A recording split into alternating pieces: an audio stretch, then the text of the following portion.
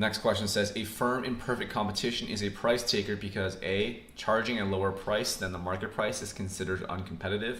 B, the market price is always the profit maximizing price. C, it is easier to take the price as given rather than calculate the profit maximizing price. Or D, it produces a tiny proportion of the total output of a particular good and buyers are well informed about the prices of other firms.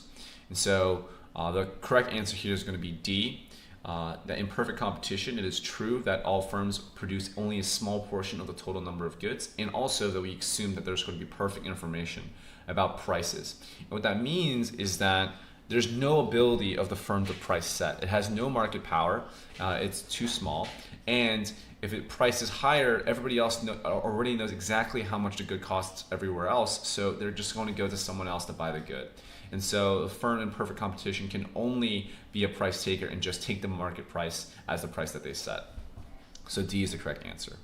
The previous tutor says, in economics, markets are mainly divided into two types known as perfectly competitive and imperfectly competitive markets. The perfectly competitive market is that type of market where a large number of sellers selling identical goods to a large number of buyers.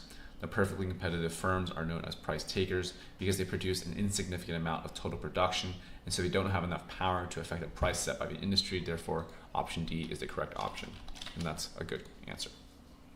And I think that's all we have for today, so hopefully that was helpful for you guys. And other than that, I will see you guys again next week for some more micro macro questions.